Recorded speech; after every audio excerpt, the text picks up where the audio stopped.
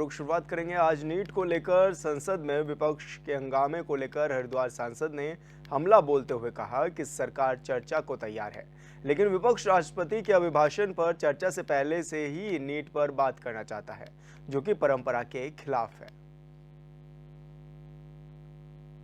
माननीय अध्यक्ष जी ने स्पष्ट कहा कि भाई देखिए, आपको चर्चा का मौका मिलेगा, आपको बोलने का मौका मिलेगा।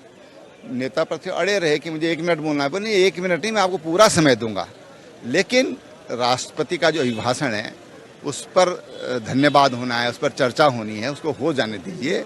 लेकिन विपक्ष बिल्कुल इस पर सहमत नहीं हुआ है, बल्कि अपना जो नकारात्मक रुख है उस पर जिस तरह से अड़ियल रुख अपनाया है, मैं समझता हूँ कि तमाम उस जनता का भी अपमान है जिन्होंने उनको चुनकर भेजा है, और सदन की कार्रवाई न होने देना, तो मुझे लगता है कि इससे नुकसान ज़्यादा विपक्ष का ही होता है, पब्लिक का नुकसान होता है।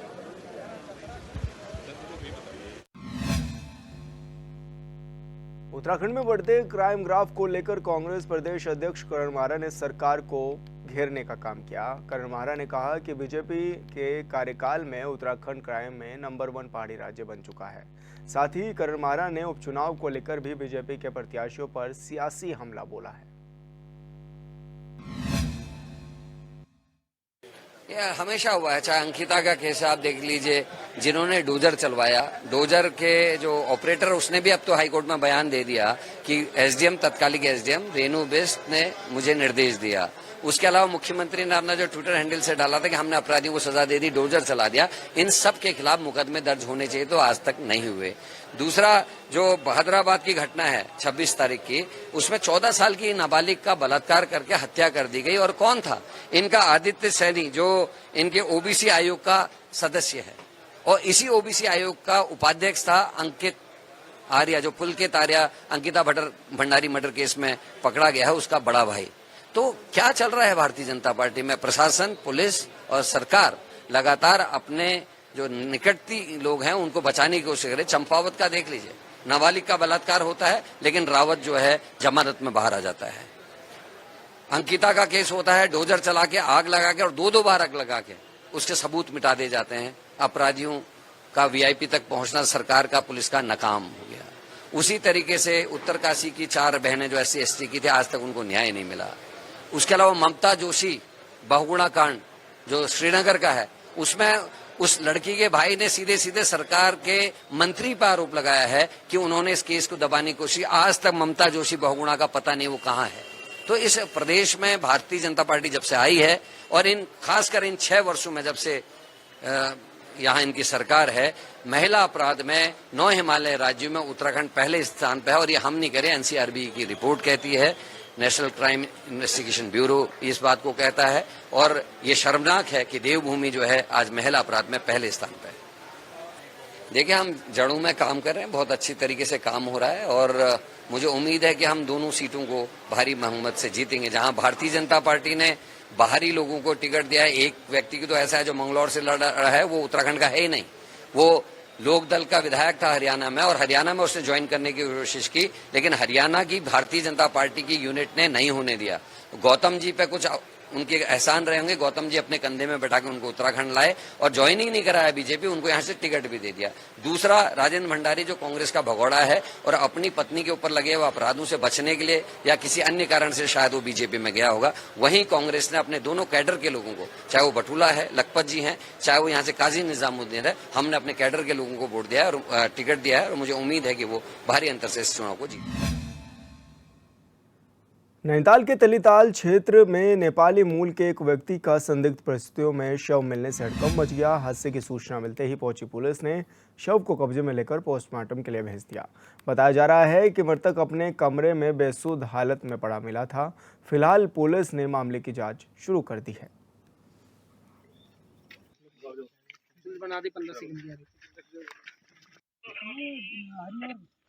इस द्वारा एक व्यक्ति को यहाँ पर लाया गया है। हमने उसका परीक्षण उपरांत ये पाया कि वो मृतक है। उसका नाम शेर बहादुर है। उसके फादर का नाम नहीं पता है। वर्तमान का जो पता पुलिस द्वारा बताया गया वो कृष्णापुर तल्लीताल है। आगे की कार्रवाई कल की जाएगी। अभी उसका सबको हमने मोर्चरी में रखवा दिया गया है। उत्तराखंड में बीजेपी ने लोकसभा चुनाव में एक बार फिर 5 सीटों पर जीत दर्ज की और 2024 के लोकसभा चुनाव में कांग्रेस को हार मिलने की सबसे बड़ी वजह टिकट बंटवारे को भी माना जा रहा था। इसी को लेकर करण माहरा के दिए बयान पर पूर्व मुख्यमंत्री हरीश रावत ने भी अपनी प्रतिक्रिया दी। उन्होंने कहा, बड़े नेताओं के चुनाव लड़ने से भले ही वोटों के लिहाज से हार का अंतर कम हो जाता है, लेकिन लोकसभा चुनाव में हार निश्चित होती। हरीश रावत ने करण माहरा की बात को बिल्कुल सही ठहराया है। उन्होंने कहा, वोटिंग पैटर्न का अध्ययन किया जाए तो कुछ ऐसी चीज़ें हुई हैं जिससे कांग्रेस ने पर्वतीय लोगों का विश्वास खो दिया।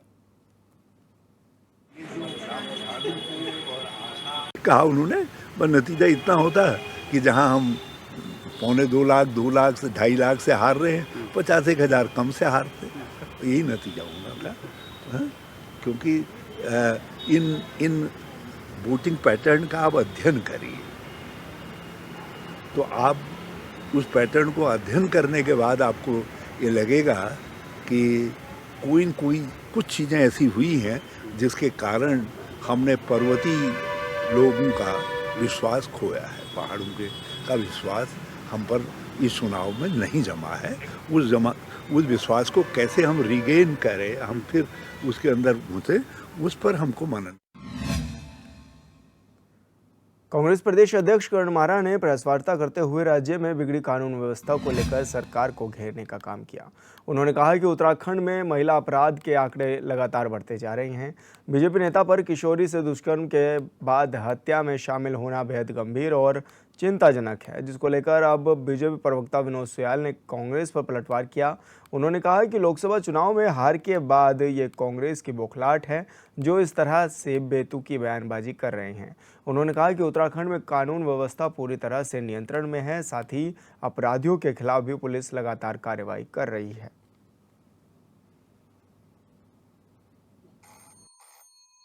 कांग्रेस पार्टी एकदम बौखला चुकी है इस लोकसभा चुनाव की हार के बाद, और कांग्रेस पार्टी के प्रदेश अध्यक्ष का बयान अनर्गल प्रलाप है।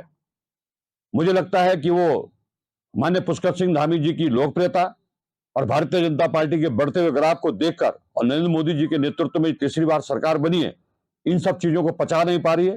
वो एक रचनात्मक विपक्ष की भूमिका नहीं निभा पा रही है। वो केवल आरोप के लिए आरोप लगा रही है। उत्तराखंड राज्य के अंदर कानून व्यवस्था एकदम नियंत्रण में है। जो भी अपराधी हैं उनको तुरंत पुलिस गिरफ्तार कर रही है। उत्तराखंड में 2 सीटों पर होने जा रहे उपचुनाव को लेकर बीजेपी और कांग्रेस चुनाव प्रचार में लग चुके हैं। वहीं बीजेपी की ओर से स्टार प्रचारक मैदान में उतार दिए गए हैं, लेकिन कांग्रेस के बड़े नेता और प्रभारी चुनाव से नदारद दिखाई दे रहे हैं, जिसको लेकर अब बीजेपी कांग्रेस पर तंज कसते हुए नजर आ रही है। बीजेपी का कहना है कि बीते दिनों हुए लोकसभा चुनाव में भी कांग्रेस के नेता उत्तराखंड से दूरी बनाए हुए थे और लोकसभा चुनाव में भी कांग्रेस हाईकमान ने उत्तराखंड पर खासा ध्यान नहीं दिया, जिससे प्रदेश की 5 सीटों पर कांग्रेस को हार का सामना करना पड़ा है। प्रदेश प्रवक्ता नवीन ठाकुर ने बताया है कि कांग्रेस के प्रदेश प्रभारी कुमारी शैलजा ये भली भांति जानती हैं कि उत्तराखंड में कांग्रेस का कुछ नहीं होने वाला है। कांग्रेस 2014 से लगातार यही कहती आई है कि वो चुनाव जीतेंगी। 2014 से लेकर 2024 तक सभी चुनाव में उत्तराखंड की जनता ने कांग्रेस को नकारा है। इसलिए कांग्रेस की प्रदेश प्रभारी हो या फिर शीर्ष नेतृत्व, वो उत्तराखंड आकर कोई भी तोहमत अपने सर पर नहीं लेना चाहता।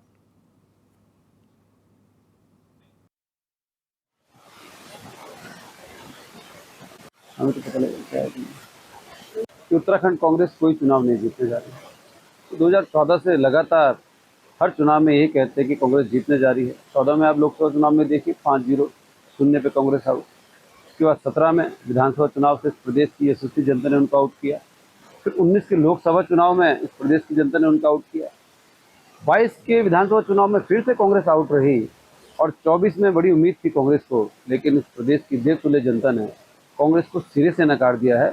इस कारण उनकी प्रदेश प्रभारी हो, अन्य शीर्ष नेतृत्व हो, उनको भली भांति पता है उत्तराखंड में जो है कांग्रेस कोई चुनाव जीते। बीजेपी के पूर्व उत्तरकाशी के चिनियाली सोड़ विकासखंड में बैठक के दौरान सीडीओ ने जनप्रतिनिधियों और ग्रामीणों की समस्याएं सुनी। बैठक में सभी ने जल जीवन मिशन, स्वास्थ्य और शिक्षा विभाग में हो रही लापरवाहियों को लेकर जमकर सवाल उठाए। जनप्रतिनिधियों का कहना है कि जल जीवन मिशन में पूरे क्षेत्र में बड़ी लापरवाही सामने आई है और कई पाइपलाइन तो बिछाई गई लेकिन पानी नहीं मिल पा रहा है। ऐसा ही हाल अस्पतालों का भी है, जहां पर मूलभूत सुविधाओं में कमी के साथ ही डॉक्टरों की भी कमी है। वहीं तमाम शिकायतें सुनने के बाद भी सीडीओ ने अधिकारियों को 1 हफ्ते के अंदर सुधार लाने के निर्देश दिए हैं।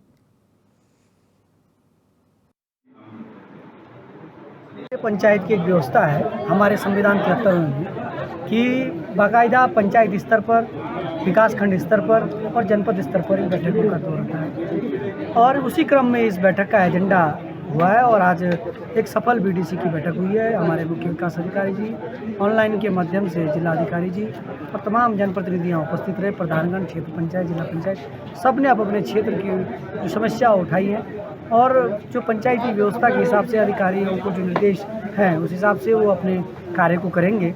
लेकिन मैं मानता हूं कि आज भी पंचायतों के जो अधिकार हैं वो पूर्ण तरह बहाल नहीं हुए हैं। अभी भी पंचायतों को जो 29 विभाग जो हमारे एक्ट में हैं, हमारे प्राविधान में हैं, उनको अभी तक बहाल नहीं किया गया है। बीडीसी चिन्ह रिसोर्ट में आयोजित किया गया और काफ़ी व्यवस्थित तरीके से बीडीसी का आयोजन किया गया, जिसमें मोस्ट ऑफ द प्रॉब्लम्स हमें जो मिले हैं वो जल संस्थान और जल निगम से मिले हैं, जिसमें लोगों को ऐसी शिकायतें हैं कि उनके डीपीआर उनको नहीं अवेलेबल हुआ है या फिर कुछ छोटी मोटी समस्याएँ जैसे कोई हैमलेट छूट गया है। इस क्रम में वैक्सीन और संबंधित विभाग को यह बताया गया है कि ग्राम प्रधानों को डीपीआर कॉपी तत्काल मुहैया कराएं। इसके अलावा जो भी छोटी मोटी समस्याएँ या कोई भी हैमलेट छूटा हुआ है उसके लिए तत्काल एस्टिमेट बनाएं और जल जीवन मिशन में या भी ग्राम प्रधानों को अवगत कराया गया है कि उसका सर्टिफिकेशन कभी वो सर्टिफाई करें हमारे माननीय